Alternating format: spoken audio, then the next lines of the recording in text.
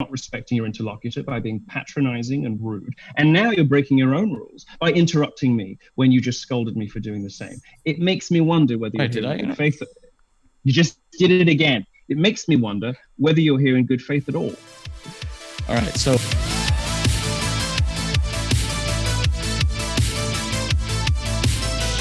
Speaking of douches, well, before we get into that, let's talk about how this comes from a person who is a big Richard Dawkins fan. I adore some of his books. Mainly about how systemic racism for example, in America absolutely exists, and to disagree with that in the universe or in the world. I don't know what it systemic is. racism The God is not the Illusion. result of some Oh, fantastic books. They really helped shape my no matter understanding how of many genetics tiny and idiots try to menace frame it that way. when I was Rather, it's a reflection of linear time. Really, really good book on evolution. All fantastic work. To paraphrase a segment the from the aspect of him excellent which was Lee unfortunately a Johnston, little the bit institution of slavery led to an enormous racial discrepancy in wealth, even after it was definitely abolished. you remember that tweet he made where it's like so much nicer hearing the wonders of the church bells in the morning than Allahu Akbar or anything else that will pierce my British mayonnaise ears. So which led to the justification of federally he's a bit of an Islamophobe. He hates the term Islamophobe. He hates if you use the term Islamophobe to describe him as well. So there's which that. led to black people living in areas of concentrated poverty, which led to less access to upward mobility, which led to an increased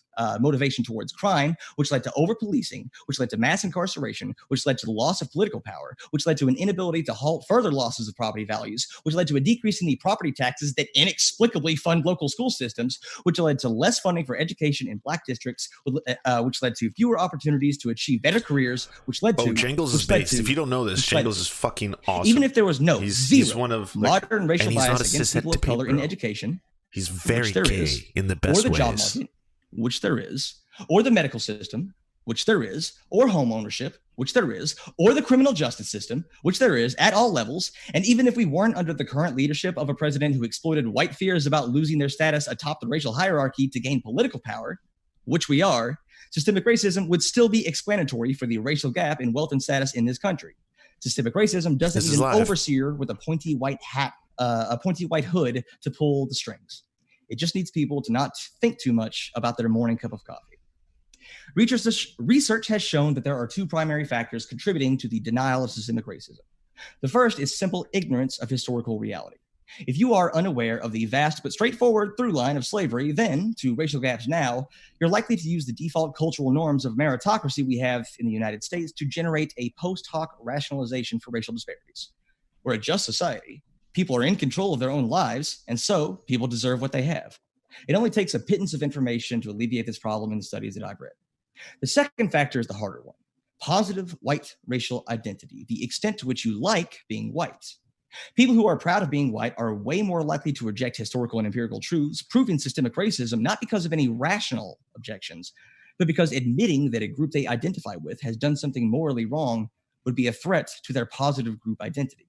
And when combined with the American belief in meritocracy, that people get what they deserve, it's easy to fall into the belief that white people have simply earned their rightful place and that non-white people should stay in theirs. For more information, direct your Super Chat questions to Milo and his old friends at Breitbart.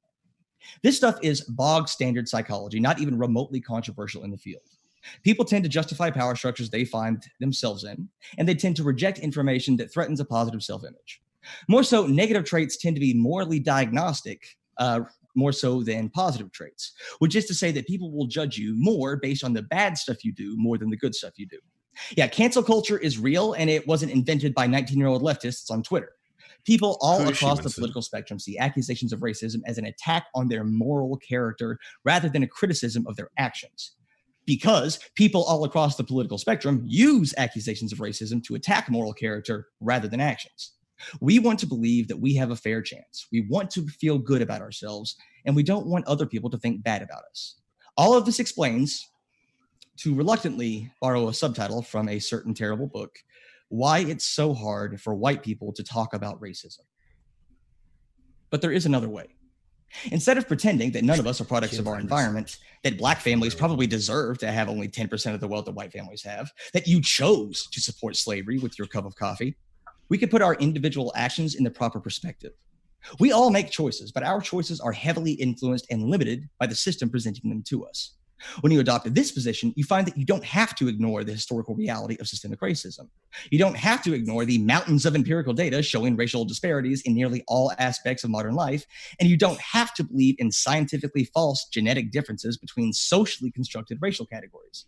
You get to realize that the same theory that rejects a genetic explanation for Black poverty and crime in favor of an environmental one also rejects a genetic explanation for white propagation of racist systems in favor of an environmental one. You get to realize that racism, or any other prejudice, systemic or otherwise, isn't a binary on or off switch that automatically pegs you as a good or bad person. You get to realize that it's just cultural inertia that keeps system of inequality going rather than evil racist conservatives or incompetent detached liberals. And you get to realize that while you aren't personally responsible for building this unjust system, you can be a voice in the collective push to change it.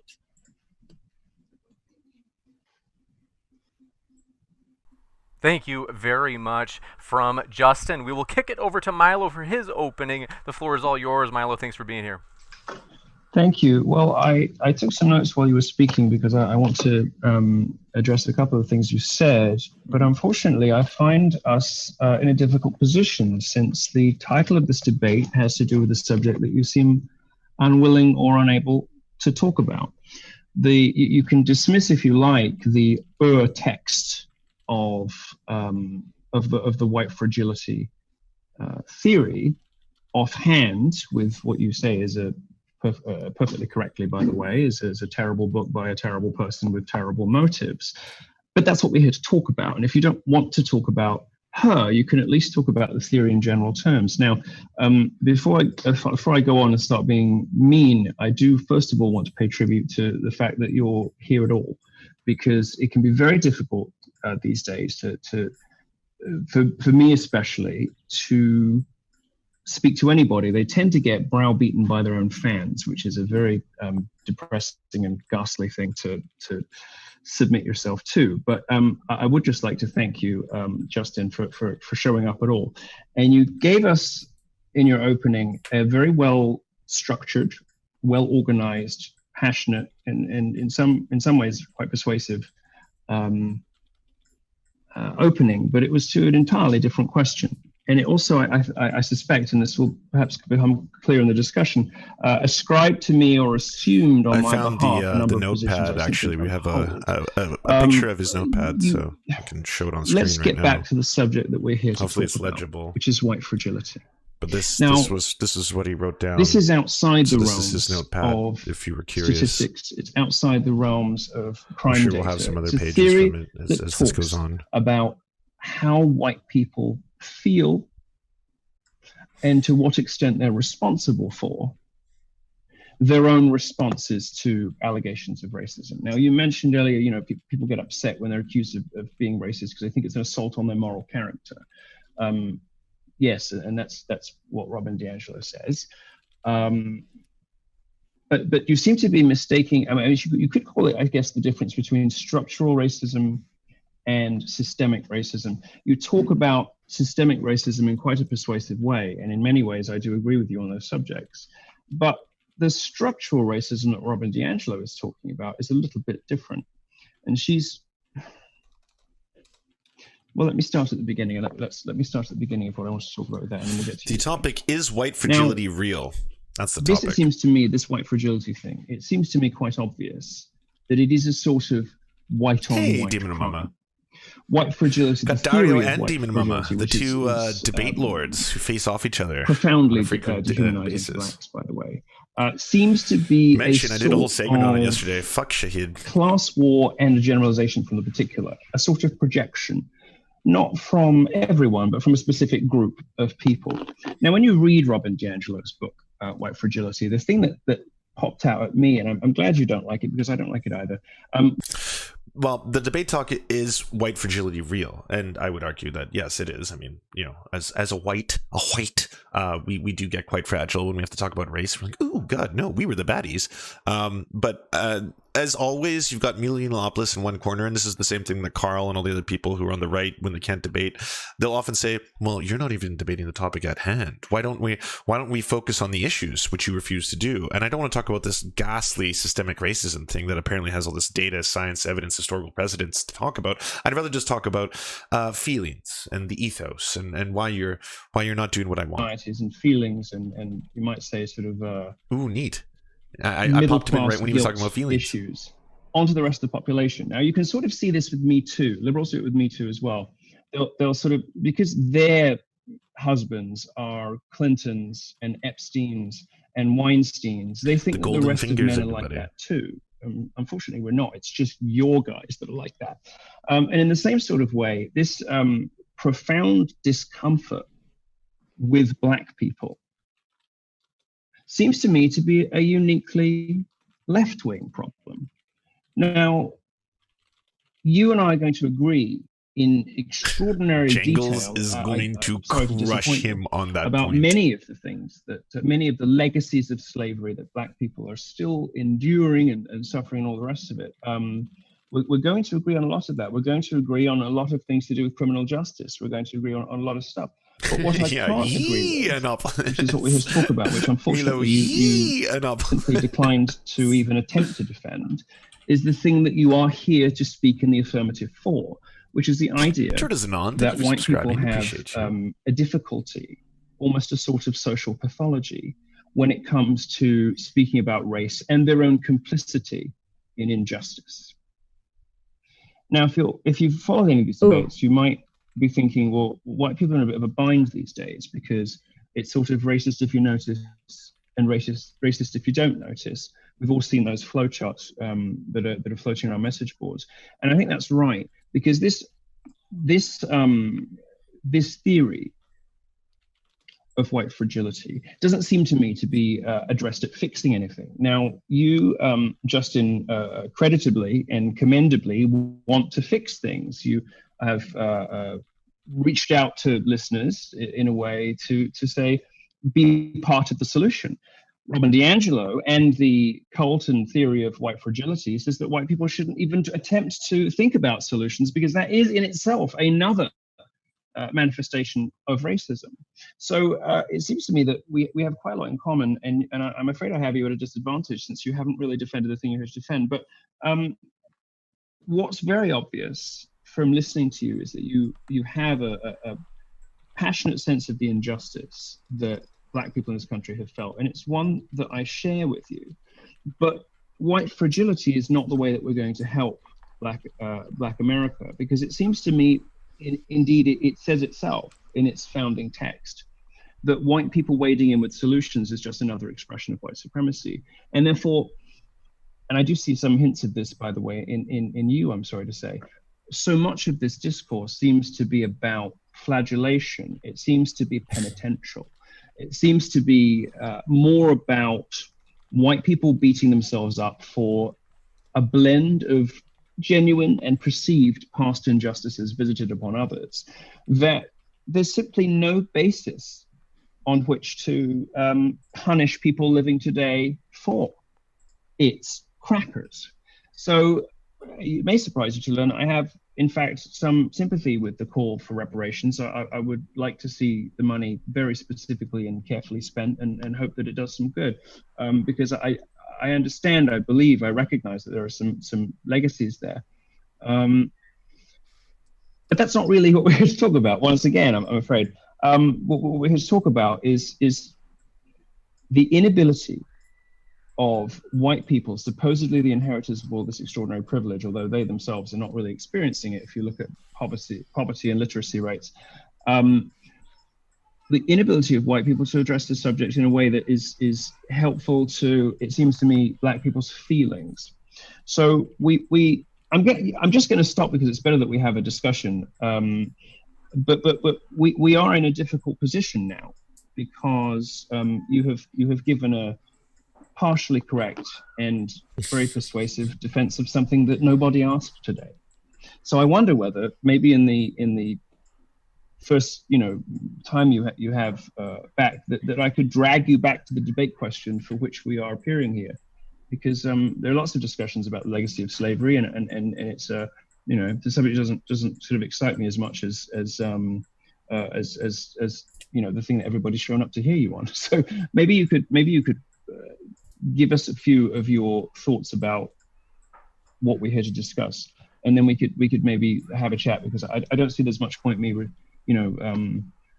dismantling a view that it remains unclear if you even believe in it, and you haven't really got around to addressing it. So I'm just going to stop, and let's see if we can get back to the debate question and see what you have to say on the debate topic.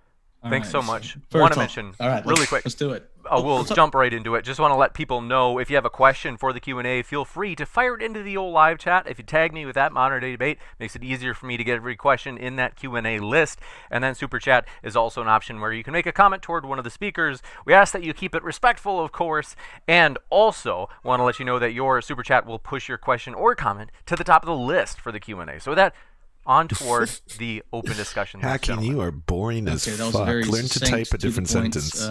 Opening monologue from Milo.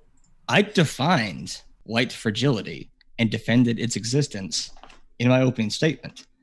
Now, you should be able to appreciate this, but the reason that you've heard about white fragility, the book, and the concept in general, is because it's called white fragility. I mean, a provocative book title, this is something that you should be able to appreciate, because the actual content of the book is just, it's horribly written with terrible anecdotes and all that stuff. But the meat of it, the psychological theory, is bog standard psychology. People tend to justify power structures that they're placed into. People tend to overestimate their personal ability to affect their own lives. They tend, like, for example, if you tell somebody, I'm going to flip a coin for you, what chance do you think it's going to land where you want it to? And if you tell them, okay, now I'll let you flip the coin, do you think you'll have a better chance of getting your way? They'll usually say yes. And like I said, there are studies here that say that, hold on, I'm not done. Whoa, come on. I'm not done making my point, because I'm pretty sure that you didn't listen or understand the point here. So we justify power structures. We tend to have more, we give post hoc rationalizations for why people are in the places they are. And this is true, we don't like information that might harm our self-image. I'm the one true you want to call that something other than white fragility, that's fine, but that's essentially what it is. It's bog standard psychology. It's not questioned in the field, and it's not an impugning on anybody's moral character like people seem to think it is. It's basic stuff. Then I don't understand why you're on that side of the debate. You should be on this side. I don't understand because I don't understand why you agree to speak in the affirmative for a debate. Is white fragility real? When you don't want me to tell you a third time? And all that. Do you want me to tell you a third time? You can attempt to be fair, I do want to give Milo a chance. But you can attempt to be patronizing if you like, but I think what is quite crystal clear from listening to you is that you went on a long and somewhat persuasive diversion about slavery and its legacy, but you haven't really defended the thing you're here to defend. Do you know what an analogy is? So the concept you want to try that again, have a real conversation. Do you know what an analogy is? I mean, come on. So no. What do you think the purpose of bringing up the modern global slavery? What do you think the purpose of that was? I'm not asking you to speak to me like a school teacher rearranging her child's crayons. I could be a terrible. No, I had intent there. Is it okay to interrupt now? Your rules, not mine. Sorry, buddy. Okay, sorry. Go ahead. Hey, Clorox Cappuccino. Thanks for subscribing to Twitch Prime. I'm attempting to engage with you. I threw out most of my opening because you haven't respected the debate question. Now you're not respecting your interlocutor by being patronizing and rude. And now you're breaking your own rules by interrupting me when you just scolded me for doing the same. It makes me wonder whether you're here in good faith. You just did it again. It makes me wonder whether you're here in good faith at all. All right, so maybe I'm a terrible writer, or I speak too fast. No, you're not a bad writer. But no, because it was quite nicely written. Okay, I'm just trying to. So I had an intent with that analogy, and you seem to think it didn't have anything to do with the topic at hand. So again, I could be a terrible writer, but let me walk you through my intent with this. Bringing up the global slavery position, that analogy, is to say that you probably do things unknowingly that help to propagate a terrible system, an unjust system. And if someone comes up to you and says, you're contributing to slavery, you're a terrible person, you're probably going to be defensive about it. This doesn't seem to be very, controversial. Just like white fragility, if you say that, come up to a white person and say, hey, you're contributing to the propagation of a white supremacist system, they're probably not going to listen to you very much. That's all that is. That's basic standard psychology. What I would like to do, because that is a real thing, and that's a real thing. And if she had called it something else, we wouldn't care about it, but we're calling it white fragility, so we'll call that thing, criticizing white people for their continued role in the propagation of white supremacy. We'll call that resistance, the idea, white fragility if we want to. But all this is trying to do is try to reframe the question and say, like, hey, systems are important. The same system that keeps Black people down is the same system. You're a part of that same system as well, and you have exactly as much individual agency in it. So that doesn't mean we can't affect change. That doesn't mean individual actions aren't important. That doesn't mean person-to-person interactions aren't important. I think it's stupid that, we think we can fix racism by hiring more HR managers. I think that's stupid. But it's just a way to reframe the conversation to have healthier, more productive dialogues. Let's give it to Milo for 3 to 4 minutes. Wasn't it? Your attempt to reframe as a resounding success. So I think you get top marks for that one. Why would I want to defend a book I didn't write? Well, that's what you're here to do. Because you agreed to defend the you agreed to defend the premise of the book, you silly man. And I did. I did successfully. You seem to be saying that you agree that white fragility is real, but only in the sense of a sort of collection of generalities drawn from different disciplines, one of which is what you call basic psychology. So you would presumably also agree that there is a sort of Black fragility too, let's say, which can exhibit, which can manifest itself. We're going to talk about Black in fragility. Sort of brittle self-esteem, burning down towns, screaming and shouting in the street when with insufficient pandering, riots, slightest provocation. Oh, I'm black and fragile. Time to riot. It seems to me to be quite a powerful, quite a persuasive thing, and subject to all the usual normal rules of basic psychology. It seems to me that we're not really suffering in America in 2020 through an epidemic of white fragility so much as we are Black fragility, Black brittleness, perhaps even Black pugnaciousness. So if you want to sort of zoom out to the level of these grand generalities, I think you're going to find that white people come out quite well from all this. They are fragility. Good point. Why do you think that is? Hold on. Why do you think that is? Why do you think? And if we zoom out and look at the system, why do you think that white people are doing better than Black people? If we were to zoom out, like you just suggested. I had granted you already that some of your historical analysis I can nod along to. That's all right. I'm not too worried about some of the assertions you make, but it's not surprising. I just don't connect the two as to why they might feel unsatisfied in life and maybe do things like want to protest or burn people down over Target against their will, and who That's have fragility. shockingly unsuccessfully, when set against other countries that used to have slavery systems of the same sorts of people in the same sorts of places, America has done appallingly badly in a way that Britain, for instance, seems to have done really rather remarkably well. And that seems to me entirely a product of the same kind of careerist race baiting that Robin DiAngelo is engaging in. It is a product of people aggressively attempting to keep the race business alive. And the great tragedy is this, when it's married with injustices in the criminal justice system, which I agree with you exists, where it's married with horrible things that have been done to Black people, like moving them all up into these disgusting, depressing, windowless blocks of concrete hell in Chicago. Milo aged like a TikTok meme. Break the human spirit. They're ghastly. But it seems to me as though we've kind of reached a point where it's time to stop allowing yourself to be, if you're growing up Black in America now, it seems to me it's a point to stop allowing yourself to be handed good dono, base dono. That's fucking funny. Use what are undeniably probably, still little lingering vestiges of whatever. Stop using it as an excuse to behave abominably.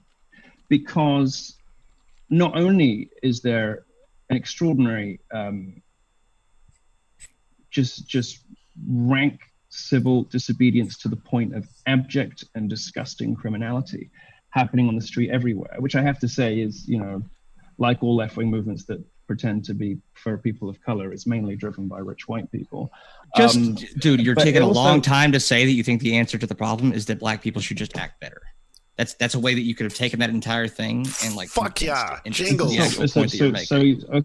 So now we're interrupting and answering for each other. Is that right? Am I allowed to do that to you too?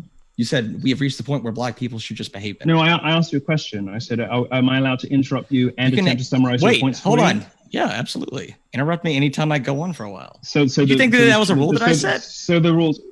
Well, you scolded me for interrupting you, which sort of implied that you didn't. I guess I'm just stronger than you, and can keep talking. So, can you sum up what you were trying to say? I'm sorry for interrupting you. I didn't want to hurt your feelings. So, can you sum up what you were trying to say here? What is this snark coming from? Can I just you've come into this with? Wow. I'm sorry that I hurt your feelings. I'm literally trying to get you back to talking about the topic. My feelings. I don't know. I've never. This is what you've been doing your whole life. I've never heard of you. I don't. You've just been punching down. You have no power to hurt my feelings. I'm trying. Yet here you are. I showed up prepared to have a serious debate on the subject matter, and you tried to do a sort of clever weasel dodge with your. Well, then get back to talking about the subject. Talk about the subject. Come on. Pointless. You don't want to talk about it.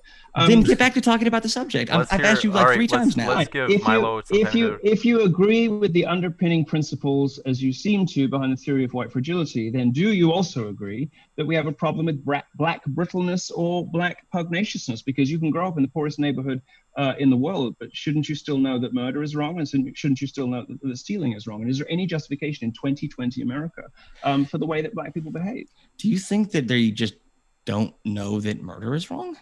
No, I think they do know, but they do it anyway, and that's precisely my point. Why would they do that? Why would you do something that's wrong? Because even though you know this is wrong, I can't help myself. I have to stab. The blame laid at the feet of white liberals. I think that. Oh wow! If you look at the Clinton crime bill that destroys the black family, rips dads out from homes for the uselessly, trivially, hysterically stupid sin of having a blunt or having some weed at home. I mean, it's almost unconscionably wicked that we can't, in ways we can't even really fully appreciate. The destruction of the black family at just the moment in history when it looked like Black America was taking a really positive. I'm not going to interrupt too much because this is actually pretty damn fire, and I want to give Jangles his due. But I love what's happening here in terms of Jangles is basically doing the mask off thing, like just ripping the mask off. Let's not spend a lot of time. Let's not dance around this. Let's just be honest. You're 1350 and you're trying to use crime statistics to justify crime rates. That's what you're doing. And they hate it. The right does not deal with that on a regular basis. They deal with the echo chambers of having this regurgitated to them. And yes, of course, they commit the most crimes because they're the biggest criminals. And that's all there is to it. And there's no external factors. And that's why he's like, well, why are you making fun of me? Why are you being mean to me? But my feelings. Instead, this sort of hands-off, touchy-feely policing. Well, obviously, there will be a slice of people who, even though they know something's wrong, will do it if they know they can get away with it. And unfortunately, that's the sort of situation that we find these very disaffected, troubled, young, fatherless black men who will, it seems, pretty much do whatever they think they can get away with, enabled by and supported by and funded by a white liberal establishment, which says all the right things about black people, but what it does seems to sabotage and injure them at every turn. Okay, so let me ask you a question. We have all these white liberals putting out crime bills that destroy communities. There's a war on drugs that destroys these communities. The left and welfare dependents destroy aspiration. The hands-off policing put all these kids in jail. These disaffected, troubled young men are just put into a position where they're just not likely to succeed. Do you think that's how dumb would you have to be to have your solution to this problem be, well, the individuals should just make better choices? It wasn't my solution. No, I'm not saying. No, I'm talking about this is the concept of white fragility because a big portion of white people, and this is not a left or right thing. Liberals and the left and all that stuff will do it too. Well, not the left, but you know what I mean. Will look at that and say, well, it can't be because of systemic racism. A lot of people still deny systemic racism, and systemic racism are the things that you're talking about, right? All those factors that were out of their control. mostly due to white people, because white people just have historically been in charge. So why do you think a bunch of white people, because we are talking about white fragility, deny the existence of systemic racism and just expect individual black people to overcome their circumstances? Why do you think that is? I think perhaps because a lot of whites don't have I don't think a lot of, especially wealthy white liberals who push all of the stuff that I was just talking about, I don't think they know black people. I don't think they grow up in those neighborhoods. I don't think they really have much of an idea what it is to grow up black. When they acquire a worldview, typically, at university, and they suddenly discover these, what in their view are kind of like mistreated magical creatures. They suddenly want to go out and save them all, like they're whales, or like they're again. The question was other aspect of the. The question was, why do you think they deny systemic racism? Can I continue? Why don't you just answer for me? It'd be a lot easier for both of us. I'm asking you, why do you think they deny systemic racism? Maybe I want to provide some context to the question you're asking. Okay. If you keep doing this, we cannot have a conversation. We just can't. Okay. We can't have a conversation. You can interrupt me. This isn't a conversation. Having my bigotry pointed out. You're attempting some sort of peculiar interrogation. I would prefer a safe I asked you a question. Do you think conversations don't have questions in them? Apparently not knowing what I believe in the first place, and then interrupting me and telling me what my answer is. That's not a conversation, and we can't proceed. I asked you a question, dude. Just one sec. Okay, so let's give Milo like maybe 2 to 3 minutes uninterrupted in the same way, and then we'll come back. No, I mean, maybe you've seen other conservatives recently who show up and kind of machine gun people and talk over them. Well, that's not my style. So if you came prepared to win on those grounds, I mean, I'm sorry, you got the wrong guy. I prefer to have a civilized discussion. If you don't want to do that, and you insist on these behaviors that disrupt and destroy any possibility of us, finding common ground or talking about something substantive, I don't see the point of being here. So it's up to you. I mean, you can either straighten the fuck out, or it's better that we have this debate with someone else. It's really up to you. What I would like you to do is commit to dropping the fucking snark, because it's not making you look good and it's not helping us discussion get anywhere. So drop the attitude. It's your whole ethos. Drop the bad behaviors and treat me as I have treated you, because otherworth there's just no point in me being here. What is Milo without snark? It's a lovely sunny day. I can skip down the beach and have a nice day. This is not worth my time if you're not going to have a respectful discussion, and you have oozed disrespect from the opening seconds of this discussion. If you are prepared, because he doesn't respect you. I'm prepared to continue. Because you're a Nazi. The ball is in your court. You don't command respect, sir. Do you remember the question? All right, I guess the answer is no. No, I'm asking you to get back on track, dude. I think it's clear the answer is no. So I asked you. I'll just white fragility, everyone. If you were wondering what white fragility looks like, here's I made some notes about these subjects we didn't talk about. Now hold on. Now I just gave you uninterrupted time. One sec. I just give you racist when you're not and you feel threatened. It's proof of white fragility. Hey James, I think it's my turn to talk, right? You're not. I think we're well past any of that, aren't we? Let's go back to, hold on one sec, gents, just because I'm trying to remember. So I do think Milo was trying to speak, and then Milo was describing your intrusion on that. And so I do want to, if we go back to the original question, I'm also going to allow Milo to kind of cover these new points that he wants to bring up, just so we can cover more ground than what we've covered so far. So it wasn't the answer I was going to give, which requires context, but I'll give you a different one I can give quicker, because Mr. Jingles doesn't apparently like to hear me speak for more than 35 seconds. The answer, very simply, I think, is that people, one answer anyway, it's my sort of secondary backup answer, although I perhaps think it's possibly more true. Abnegation of personal responsibility is really a question ultimately about sin, and it is a question of to what extent we are individually responsible, irrespective of the inclement weather, let's say, around us, for our own moral choices. There is something wrong in the Black community in America, and it is partly a product of an inheritance of racism and slavery and all the rest of it, and it's partly not. And it's that partly not that nobody's figured out yet. And I think the left wants to say that there's no there, and that the racism covers all of it, when quite clearly it doesn't, because it doesn't explain everything. It doesn't explain it all. Nobody's quite worked out what it is that's lingering. What's that slice left when you control for everything, you know? And this pops up in a number of different debates in different contexts and different stuff about race. There's a problem there, and is it a sort of social dysfunction? Is it ingrained self-indulgent and sinful and self-destructive behavior that is being propagated by Black popular culture, which since the great ladies of, you know, the late Billie Holiday and Nina Simone or whatever, Black culture has been on a steady crash down to the seventh circle of hell, talking about, you know, money, drugs, sex, prostitution. And you wonder, how much worse can it get? How much more unhealthy and self-destructive can the behaviors that Black popular culture is encouraging people to participate in? How much worse can they possibly get? And then they do. Yeah. Then Cardi B shows up.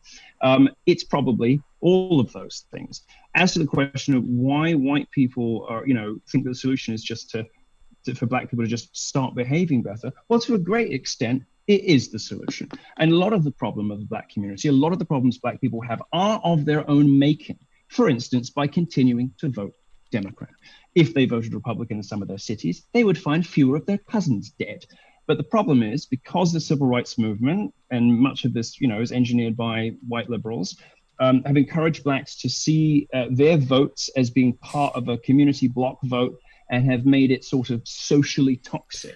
I don't even have to change his last sketch. It still applies to his current argument. Social pressures, largely, to voting for a party that no longer serves their interests. So if you're trying to goad me into saying Black people are responsible for all of their problems, I will at least say Black people are responsible in 2020 for the vast majority of their own problems. Yes. And is there something shameful or wrong about insisting that people who know murder is wrong stop doing it? People who know stealing is wrong, stop doing it? No, you are reducing the agency of Black people by suggesting that because they have inherited this racism, they've inherited this structural this, that, and the other, they have high crime in some rates way justified to behave because of the culture. They're not. And you're the also hip-hop, suggesting that and of because course of this the intrinsic they somehow lose the power to say value, no. Like they lose the power agency. They lose their self-control. We don't say genetics anymore, though. That's not in vogue, all right? Because new age race realism. Great granddad it's about the culture now. It's that black, that hippity hop. That's insane. That's racist. And yes, I very firmly do believe. Sorry, I don't know what that was, but I very firmly do believe that real reform for the Black community cannot be imposed from outside. It has to be reimposed from inside with a renewed focus on personal responsibility, because wallowing in these victimhood narratives obviously isn't working. And the best way to do that is to lean into the one thing Black America does have in common been talking with for like Republicans, 5 minutes. We'll jump in with a response from Justin. Roughly 4 minutes, just to keep it equal. The floor is all yours, Justin. Cool. How long was that? About 4 minutes. 4 minutes. Okay. The question that I asked you was that given all of these systemic problems that you described, imposed by the left or not, that Black people face, why do white people deny systemic racism? That was the question. Did you forget? You're still doing it. Yeah. You didn't answer anything that I said. You went on this giant 4 minutes. Oh, now I'm talking. I get 4 minutes, buddy. I get 4 minutes, buddy. Okay, supposing that's true. Hold on, I get 4 minutes, buddy. Okay, isn't it frustrating when people show up and answer a completely different question to the one set? Well, yes, it is. So what we'll do is we'll give 4 minutes to Justin. Justin, when you do ask him a question, though, like he's probably going to respond. So all right. So I asked the question: why do you think, given the undeniable systemic racism that has gone on in the Black community, why white people still white people still deny that it's a thing and expect they just know, even though the problem was not individual black people should be the solution? And his answer was abdication of personal responsibility, sin. To what extent are we individually responsible? There's something is wrong in the Black community. The left wants to say racism is the cause, but no one's figured out the cause. There's a problem here. Black culture has been on a steady crash. How much worse can it get? Cardi B or something. To a great extent, the solution is for individual Black people to get their act straight. Black people are responsible. It's okay, Jingles. I took notes for you. Does this sound like it answered my question as to why white people deny systemic racism? I don't think. I'm not done talking, buddy. Why do white people deny systemic racism? I would like you to answer the question. Oh, I think as has become quite clear, we're not buddies. I don't know if any white person. I don't think I've ever. We do have to give him a chance to respond, Justin. I don't know if any white person says that there is zero legacy from slavery, that there is no structural racism. I don't know any white people who say that there is nothing anywhere in the criminal justice system which is unfair to Black people. I don't know these people. I don't know who they are. I've never heard of them. They're not on Fox. I don't know who those people are. But to the extent, this hypothetical person that you're talking about says it doesn't exist. Ergo, vis-a-vis. Does it exist? Yes, a little bit. Has it, however, got much more to do with a sort of moral putrefaction in Black culture and society, aided by white liberals?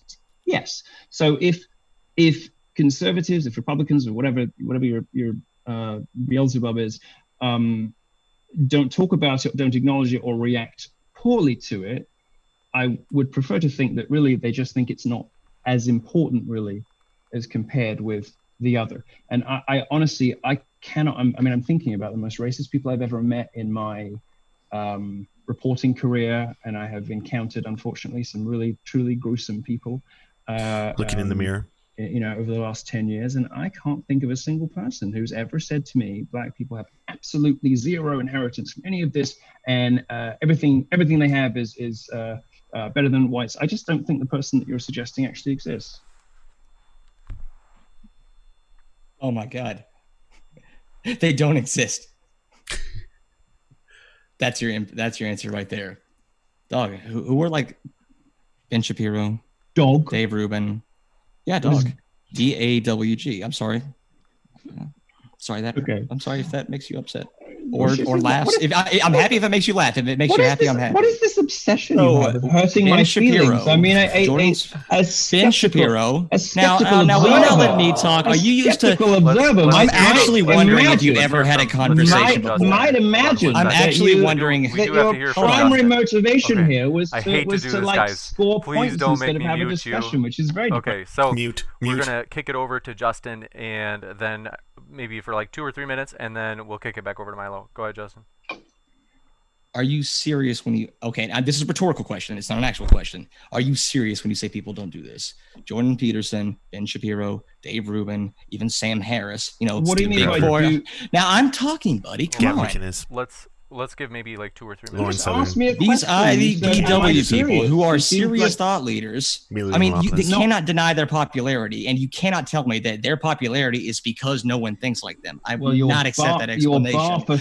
I am still talking. Let's hear the rest. Now, this absolutely does exist, and let me answer my question with something that might be actually grounded in reality.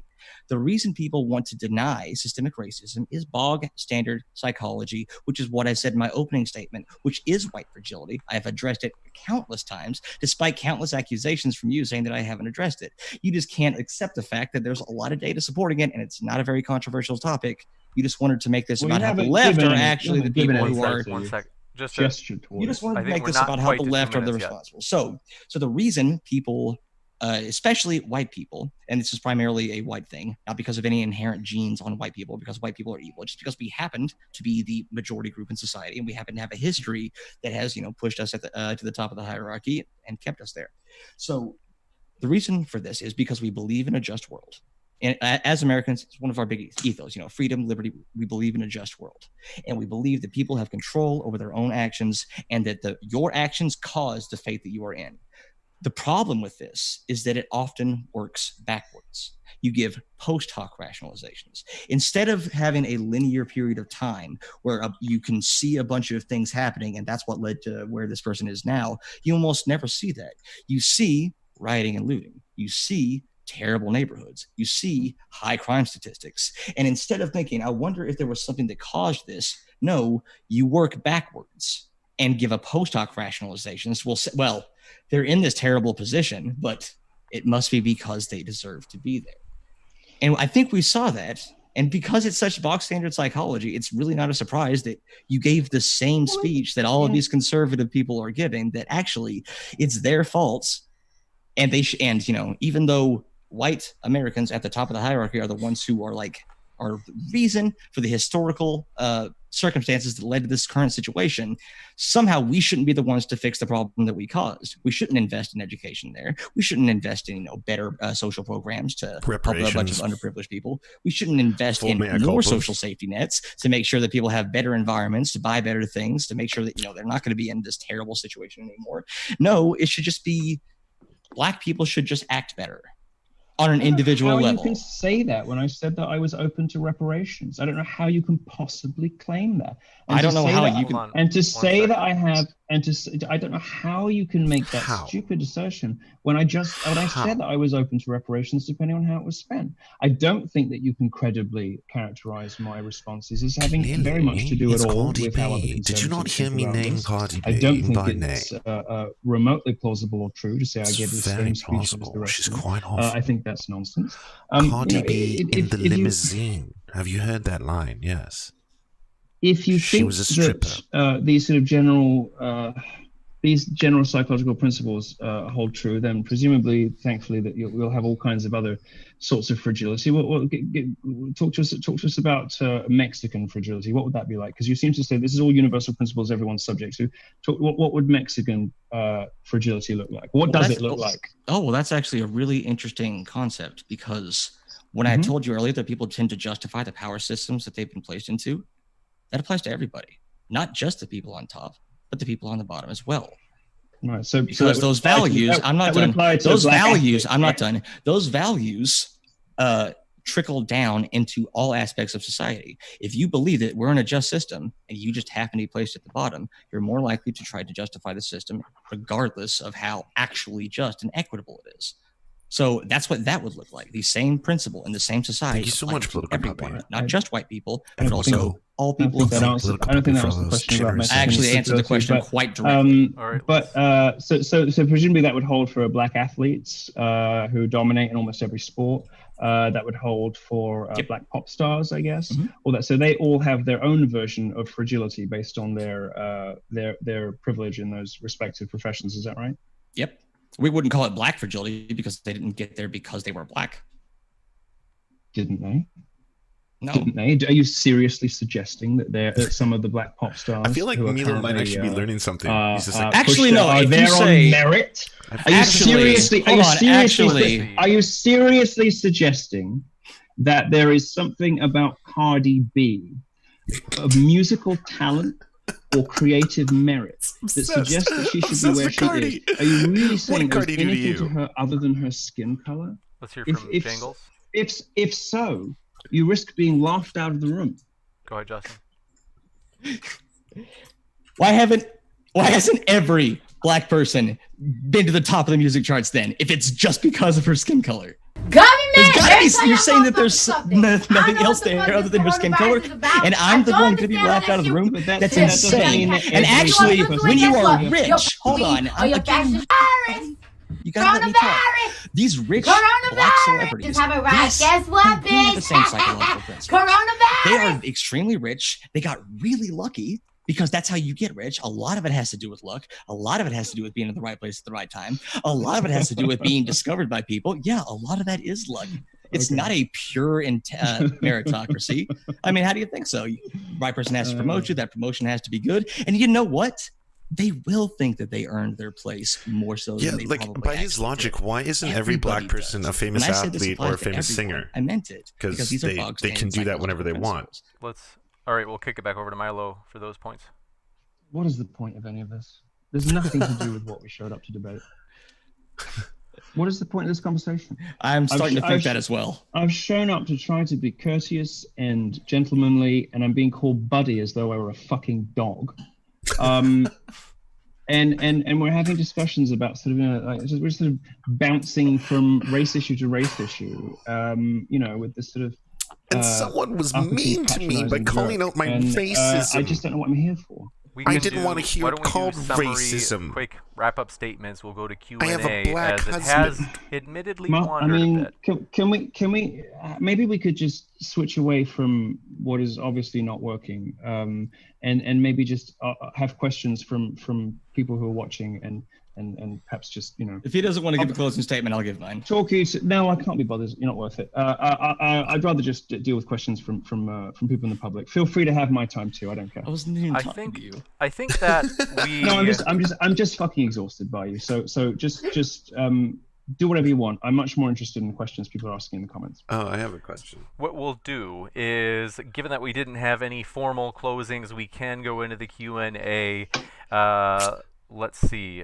I think we had kind of the last points there, like I said, come from Justin, and we'll jump into these questions. So thanks, folks, for your questions.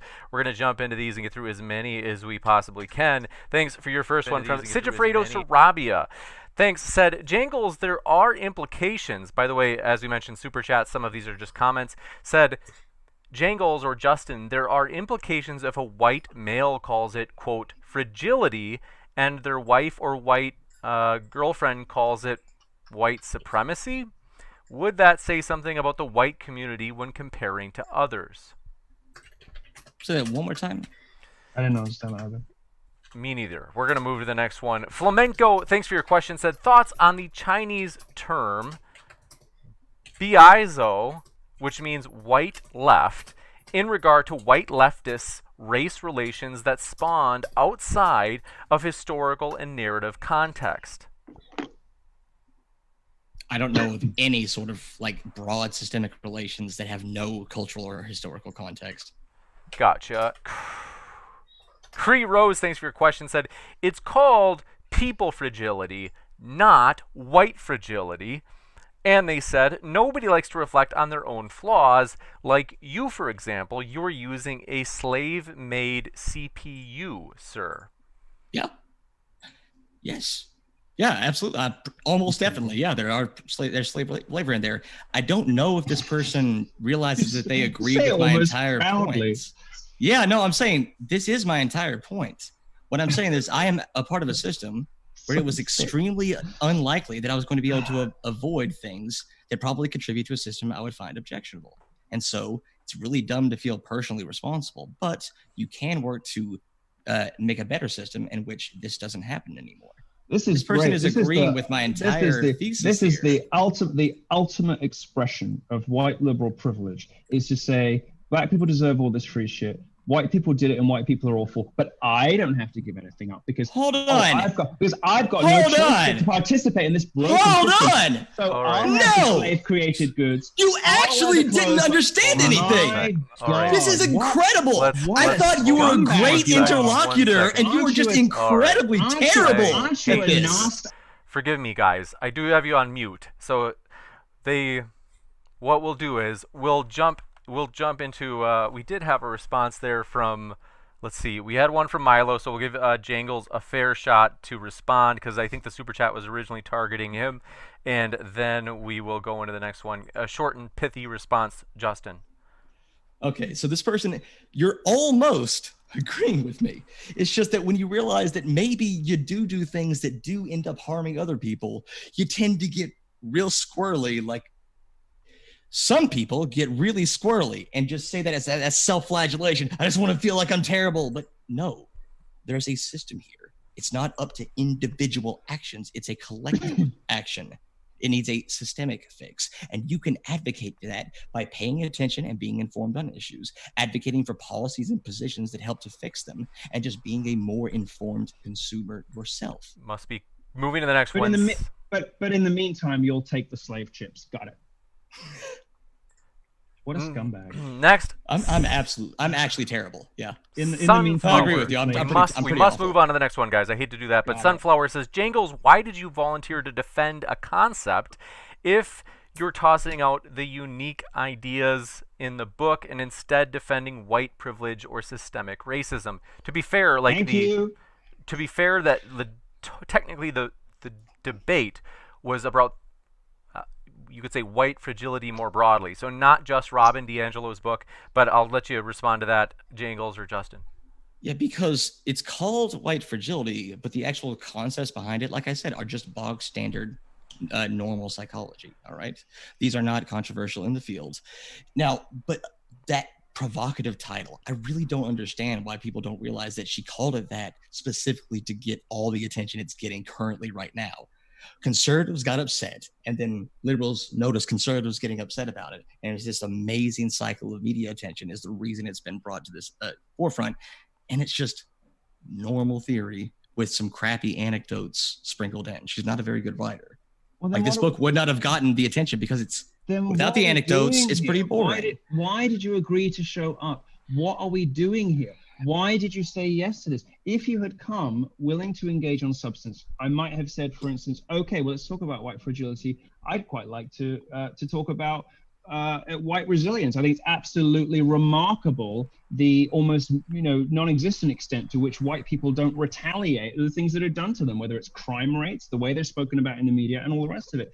But instead, you want to conduct this sort of like meta-analysis about the media furor, not answer the question, patronize me. I mean, it's just a fucking waste of my time. What a joke this is. Next question we have from Our Father in the Green. Says, as much as I want to partially agree with Milo on personal responsibility, does Jangles think that there can be both a fusion of systemic reforms and community organizing to prevent youth falling, regardless of party preference? Yeah. Gotcha. And let's see, we have another question from, this one comes from the Chad, who says, question for Jangles and then Milo. They said, since the topic of white fragility is real, what is it? I think we probably got that, but said, and what is your proof of white fragility? And then they asked, Milo, please give a response in kind. So I guess we'll give you a quick chance to answer what it is, Justin, and your proof of it. Okay. We'll do it again. White fragility is a provocative name for the concept that groups in power and put into a powerful system. You okay? It's not what white fragility is. You're talking about structural racism or systemic racism. No, I'm not.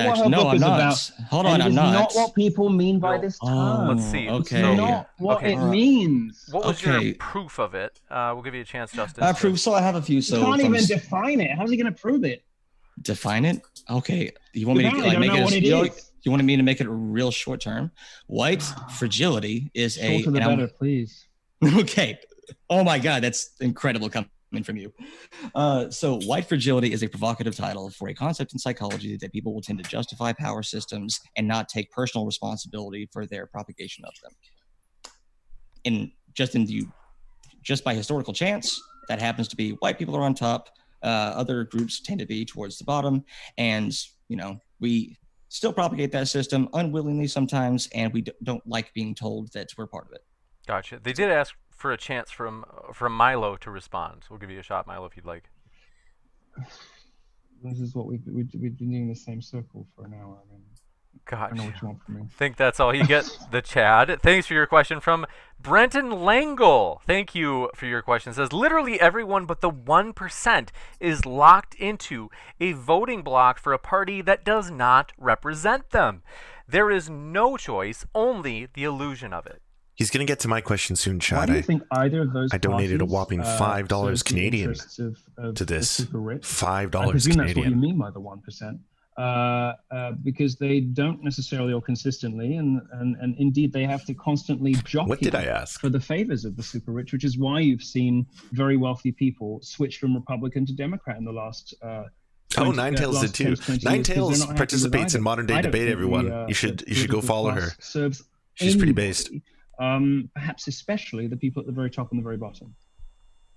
Gotcha. This question from Nick says, Jangles, why didn't you write, quote, white fragility when it really inconvenienced Milo's arguments? I think they mean... My only guess is... I genuinely don't understand what that's asking. Gotcha. We'll move to the next one. Dr. Carolyn Borisenko, thanks for your question, says, as an actual psychologist, I just want to point out that there are no sources in white fragility to back up the main premise of the book. Look at the references in the back. There are hardly any. I know. I seriously read this entire book. I hated every second of reading this book because I had to do so much research outside of it. I had to like look at try to guess what she was trying to say, go to Google Scholar, then go to Sci-Hub to find out all these. It's a liberal tomb. Horrendously written from an academic perspective. I had to look up all of this stuff. Did it occur to you at all to bring any of that research with you today? On a day where we were in fact supposed to be talking about. Yeah, would you like me to name the individual studies that I took notes on right in front of me? Well, I know that's done you much profit. Oh yeah, so the main one that I was talking about, from social inequality to personal entitlement. That was a polite way of saying no, actually. I don't think it's done you any good. So what? All right, sure. Never mind. Next, we do have a question from Sigifredo Sarabia. Takes a second shot. Says, if America was founded by whites, Justin, where in history would you say whites became the victim of what they built? And why is America no longer considered a melting pot to even begin to consider others? Can you ask that again?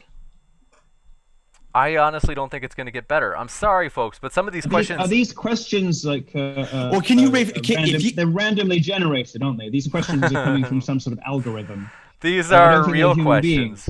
Let's see. We do have... I refuse to believe that your viewers are this incomprehensible. Let's see. We have Jangles... Maybe this is the general stand of the debate here. Maybe they're more in tune with my opponent than they are with me, but I don't understand either of them. We do have Sunflower saying, Justin, it's selfish to volunteer to represent a topic I don't understand when people point out my racism. It's genuinely defending. There are people who fully support D'Angelo's book. Like I said, folks, it was kind of about the definition more broadly, but I know, Justin, it seemed like you were willing to kind of... Well, actually, I've said this so many times. The concept, the main points of white fragility are fine. They're, like I said, they're basic psychology. That's all they are. But the problem is when you come in with an opening statement that is designed to do something clever and subvert the debate question, more often than not, it ends up derailing the whole discussion. No, it reframes the discussion. Well, yes. Yeah, you were prepared to have a very different debate here, but yes, I was prepared to have the debate that I was given, the debate that everybody showed up expecting to hear, the debate that is indeed the title on this video when people look down below the image they see. And I've defended the concept that's what everybody else was here for. And I think everybody will be able to make their own judgments as to whether you came prepared to have that discussion. I cannot wait until we do that. When you try to be too clever rather than actually answering the question, it very often leaves people in a sort of cul-de-sac from which there's no escape. And that, unfortunately, is what has happened today. And it's something it's a sin I've committed myself, I confess, in previous debates. I've done hundreds of these things over the years, hundreds of them all over the place with all kinds of people, very smart people and very stupid people. Viewers will decide for themselves where exactly this falls. But the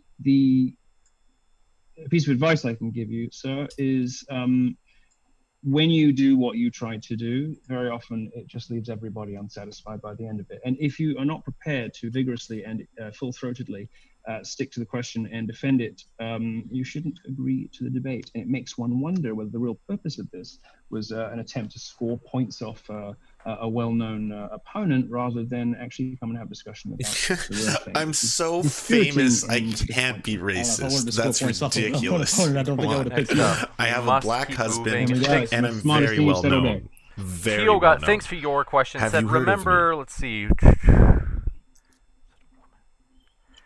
She said, remember how Milo said we shouldn't judge or make up social rules based on skin color, then said a woman only got famous because of her skin color. Give you a chance to respond to that, Milo.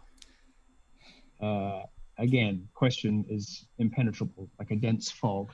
I prefer that the central organizing. I don't think he's going to understand mine either. Now that I see this. If it can't be Christianity, then the values that are typically cited as the founding principles of America are an okay backup. And I don't think society should be organized. Three small dog. If I then go on to criticize affirmative action, that seems to me entirely consistent with the first statement. So I don't understand the question. Next up, the Red Elephants, thanks for your question, said, the 1994 bill did not lead to mass incarceration. This is a myth. Incarceration rates soared in the 70s. Black crime rates have quadrupled since the 40s, 50s, and 60s. Blacks need to change their culture, starting with fathers. Oh, I just want to point out the Red Elephants, like Vincent James is a Nazi. And this is not the liberal left thing. No. Well, he's a Nazi. He's a Nazi who left He's a race realist who he left you in the dust when you debated him. So I have no idea who this is. I happen not to agree with that characterization at all. But if let's trust Miles' characterization of Nazis. I'm sure everybody's going to take that seriously. I don't agree with that characterization. But if he is a Nazi, he's a Nazi that left you bleeding on the side of the road. I don't know this person's background, but just to be fair to their question, they have a question historically. I do need to point this out. I'm sorry, James. On a historical basis, they are challenged. I still can't hear you. You serious? You can't hear me at all? Yeah. Oh, there he is. There you go. Yeah. Okay, great. Thanks. And their question was just challenging you on a historical point. So if you do want to respond. Okay. Yeah. On a historical point, I have no idea what they're talking about. Gotcha. You can take that as a dig against me. I have no idea what they're talking about. Gotcha. All I know is that Vincent James himself thinks that IQ in the military is going down because of diversity. And I think you should just Google the first article that comes up on that and to see what his rigor looks like. Gotcha. Crew Roberts. We can probably sidestep the IQ question for today because we've done enough damage to the patience of everybody watching. But certainly black fatherlessness, whatever its clutch of etiologies, and clearly it is to do with more than just solely the Clinton crime bill, but whatever its cluster of etiologies, black fatherlessness is by far and away, by a clear and enormous margin, the root cause of the vast majority of problems in black America today. Not always, but today. And the problem for that lay with the fathers. It's dads who don't stay. And you can say people are poor, people are this, people are that, but I happen to believe that everybody knows that it is wrong to abandon the mother of your child and your child. And if you decide to scoot off and not stick around, you're a scumbag. And people do virtue signaling from you. Let's I'm let not aware Milo of any, finish. We'll come back to you. I'm not aware of doing that, but whatever the inclement weather circumstances. I mean, you could say that if somebody leaves the till open, what do you people say? The register. Someone leaves the register open at work and there are no security cameras. I mean, you could technically, steal money and not get caught, but you still know it's wrong. You still know you shouldn't do it. Black fatherlessness is because it seems to be that black boys are crippled for life, no matter what happens to them afterwards if they don't have a father at home. What happens to black boys as a result of black fatherlessness? I mean, fix that and you fix everything. You fix everything. And that has to start, yes, with individual black families. Give you a short and pithy chance to respond, Justin, then we got to move to the next one. I have no idea how to respond to that. Gotcha. Hey, I got bored listening, so. Crew Roberts, thanks for your question, said, Milo, do you have a problem with colloquialisms, or is it just quote, unquote, ghetto speak that you have a problem with? No, my whole family is working class African American, and my house is full of that. And no, I guess I'm just British, and when you show up to a debate, you try to speak in full sentences. That's all. Gotcha. I don't appreciate being called buddy by someone who is already speaking to me like I'm a dog. And to then add insult to injury by implying that we're friends. He would have a hard time in Canada. We call everyone buddy and guy. Gotcha. Hey, and hey, next question. This one comes buddy in and from dog. My two mistakes. Our father in the green says, I do think it's flawed thinking, Milo, that Republicans, by virtue that they're not a neoliberal flavor of Democrat, that they are thus going to somehow do a better job. No, I never said that. I think Democrats have been malevolent and evil when it comes to blacks, and I think Republicans have been ignorant and occasionally sort of cruel by omission or simply they didn't mean to be racist. They didn't mean all that systemic oppression. I mean, two lines just means shorter drinking fountains for everyone, right? The classic abusive relationship. Like, you have another party that everyone gets to the water first. Two schools just means more education. There's more schools for everybody. And it was just by omission. Half-heartedly attempting to reach out. We did a racist. Both of them seem to me to be but both of them have a lot to answer for. Gotcha. So given that both parties in the United States either pander and abuse black people or go through ways of not giving a shit about black people, I don't understand how individual actions and agency is going to fix this problem by itself. It seems like a systemic problem needs a systemic solution. Wouldn't you agree? No. A politician who sets policy or says bad things about you or promises you something doesn't deliver doesn't justify me going out and stealing and robbing. That's definitely what I was asking. And just because a liberal brings in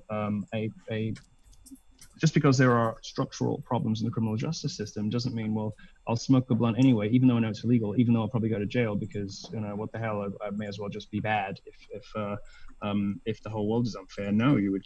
I don't know. White people tend to do that a lot, and they don't get caught. Well, okay, it's just a lot of generalization about races, which some people find offensive, which I don't think it's very helpful.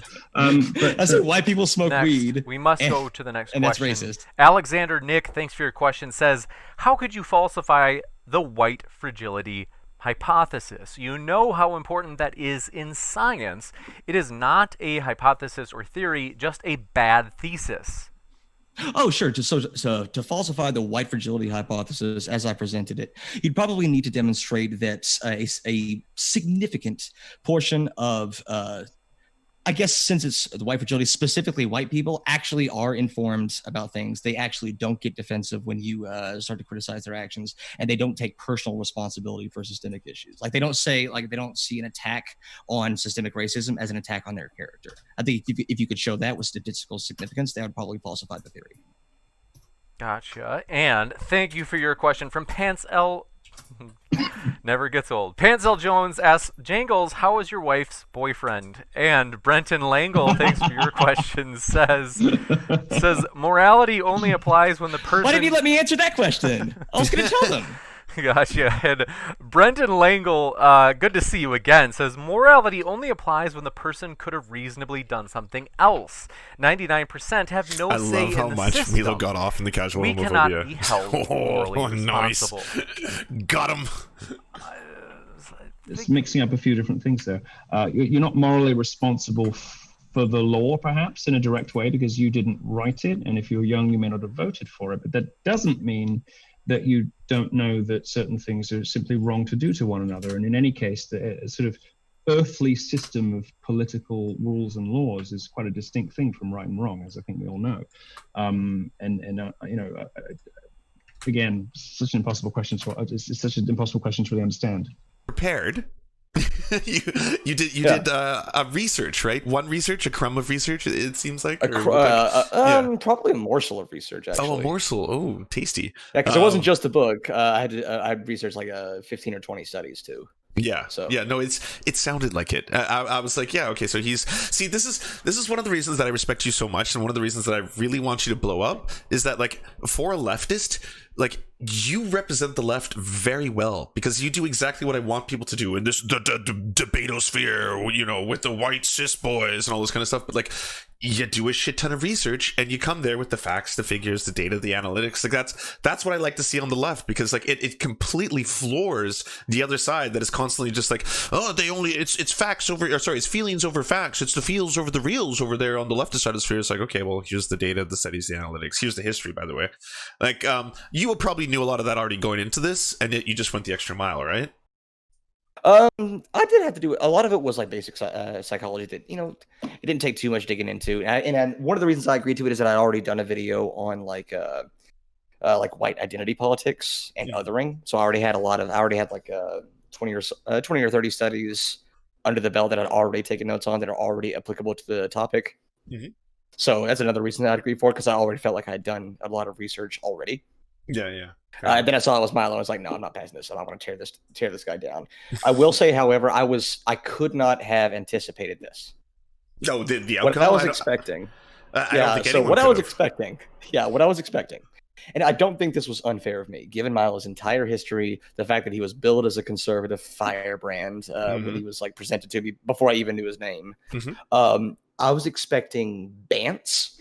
I was expecting him to try to insult me, and I was trying to prepare myself to like not get offended and insult him back and kind of go back and forth like that. Just not look weak. Yeah, of course. And so I feel like I was a lot like meaner and snarkier than I am in normal debates. You were aggressive, but you were not mean. I was like, you were condescending. Absolutely, you were. But that was just this. That like I wonder, like 100%, I would have done the exact same thing. Like just the way, just the tone, just like, because I would assume like you, the same would come back from him, not be like, why is he pointing out my racism? Where's my safe space? Like I want my safe space now. I was like, what the fuck? Aren't you supposed to be the right wingers with all the facts, and then we're the soft lefties, and then we're the emotional boys who cry over there? Like, what the fuck? Yeah, he was definitely very dangerous during that debate. Just in an instant. But now to his credit, I know he I'm clipping that and I'm posting it on his Parler.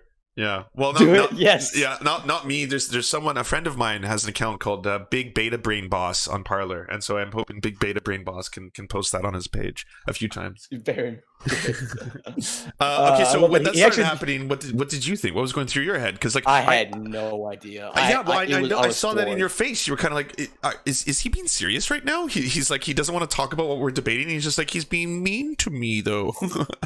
Yeah, it was hard to process in real time. Yeah. Like it felt like something that, yeah, I felt like one of the thoughts that legitimately, like for a split second went through my head. All right, I'm doing so terribly that I need to my brain needs to think of the best possible scenario in order to cancel it out. So I just don't go brain dead right now. Yeah. Yeah. That's something I thought, because there's no way this is actually happening.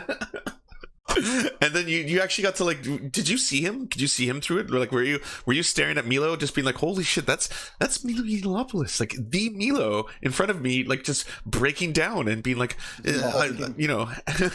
help. I wasn't looking at him a ton because I was like taking notes and looking at my notes and stuff like that, but I did start looking at him a little bit more. Yeah, I did start looking at it a little bit more after you repeat the same 4 points over and over and over because they just don't get it. You tend to not look at your notes quite as much. But a lot of the like faces and stuff that got clipped after the fact. Have you rewatched it, or have you watched it now? Yeah, I've mostly rewatched it on other people's streams. I watched it on your stream. Oh, nice! No way. I watched it back on Destiny's stream. Nice. Shed Logic watched it today. So. Oh, sweet. Oh, so you're reliving it now. Look at you, like, oh yes. Well, Destiny's chat didn't like me. Oh, really?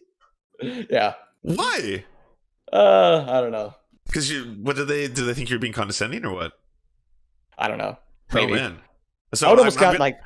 Well, I was gonna say you probably had a lot more fun watching this one because people were going off like, "Oh my god, go off, King! Fuck!" it felt. I'm not gonna lie. It felt good. Y'all made me have a good night. It was good. Oh, nice. That's awesome. Well, it blew my mind. As someone else who grew up watching Milo, to see what happened, like I was astounded.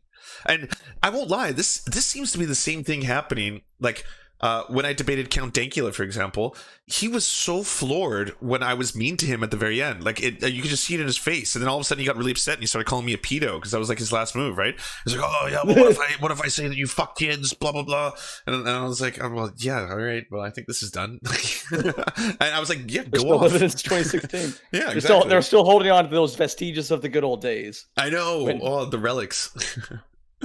Or when Ben Shapiro got the slightest bit of pushback from that one journalist. What's his name? Oh, the British dude, the one who was like a fucking Thatcherite, who was like, oh yeah, well, I guess of course the liberal media is going to tarnish me. He's like, the liberal media, dude.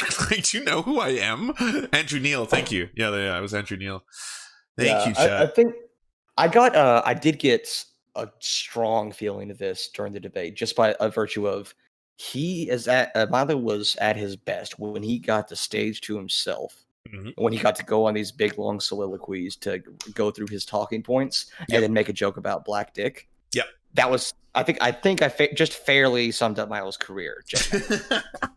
It's true though. That's the entire thing. He did it a second time, by the way, with that. I noticed he had that on his shirt. Was it like black cock? One of my favorite things.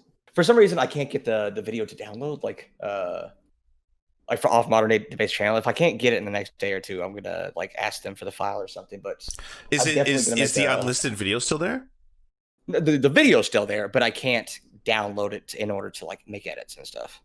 What I would do if I was you is I would download OBS. It's totally free. I don't know if you use it for streaming. I use OBS. Oh, okay. And then record the video. Yeah, just leave it playing and go do something else for like 2 hours, and then you'd still have the same quality. You wouldn't lose a generation. Oh yeah, and that's what I'll end up doing if nothing else. So.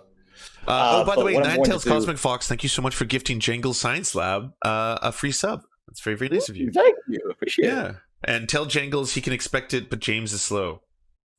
Okay, nice. Okay, so I still have a lot of pressing questions when it comes to the whole Milo thing. First off, can we explore the platforming? Because you brought that up a little bit before, but this was like this is a debate that I see raging again on the internet because of you, and the same thing has happened to me. It happened to me when I was going to speak to Gavin McInnes. It happened to me when I was going to speak to Count Dankula, and the same thing every time. Like, why would you platform these people? Like, how possibly could you? Now, I'll give you my personal opinion, and this is what I've said on both online and offline to people about this. He was one of the most prominent right-wing public figures of the past decade, and you are like a comedian who has like a YouTube channel with what, like 4,000 subs? You should have, by the way, way more after this. I want to see like 20,000. But like, how are you platforming him? You know, like it's you made him look absolutely ridiculous. Like now you're a king. It's almost as if like you Shang Tsung'd him, like, you know, it's or Mega Man'd him. Like in both cases, you've absorbed his power, and now you have it. You can use it for whatever you want to. I suspect my downfall will be swift as this power goes to my head. Very swift. 6 months from now, I'm going to be arrested for fighting ducks behind a Denny's. So. Oh man, but yeah. So what are your thoughts on that? Were you upset at first? You sounded very sympathetic, which is obviously lovely. You sound like a very nice person. I'm very, very sympathetic to this. But what I don't want to do is. To me, it gives them this aura of power that they don't deserve. They're not scary. Yep. They're not scary. Their ideas are bad. Yeah, like they're ever actually like, he looked shocked that someone was like pointing at the mask on the floor and being like, "Yeah, that's you. Like this is your racism. Like this is your bigotry." And even when it went off the rails, like the whole like the Jewish stuff, I was like, "Holy shit, he's going there!" Like I saw your face, like you were straight up just looking at the camera, like, "What the fuck? He's doing it. He's doing the in brackets right now." Yeah, you can do some interesting stuff with body language even on camera. So. Yeah. But sorry, so you were sympathetic to it, but like, has your opinion changed on that, or like?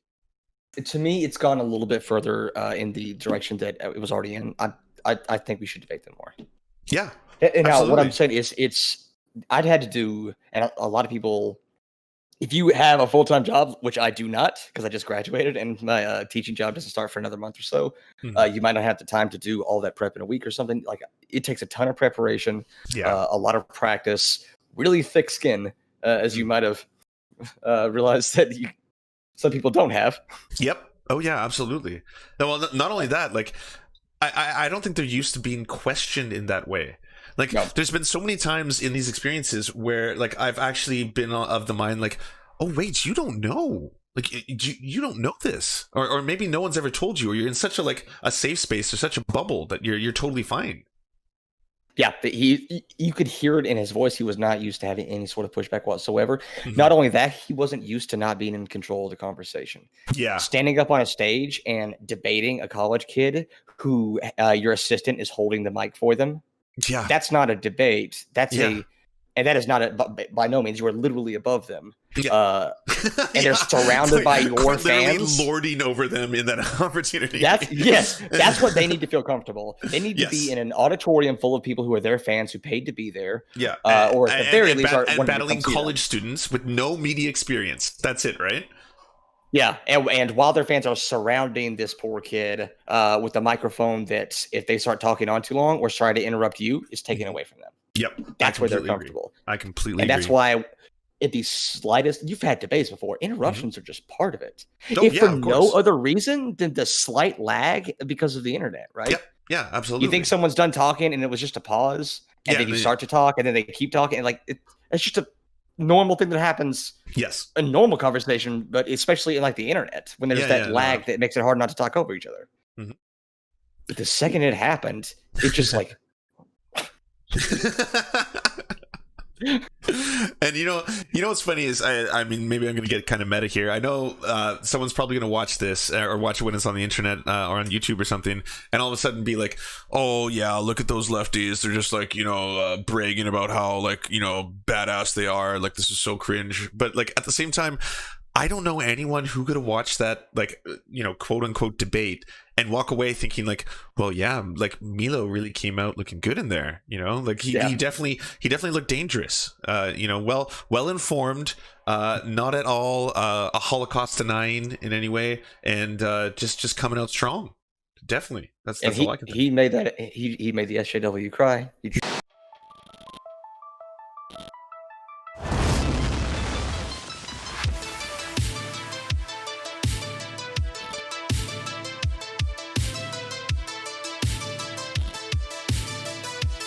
To our monarch, Thomas Bone, you are the light that guides our path. To our lords, I'm Rab, Stephen, Ninetails Cosmic Fox, and Hans Josephine, we bow meekly for your pleasure.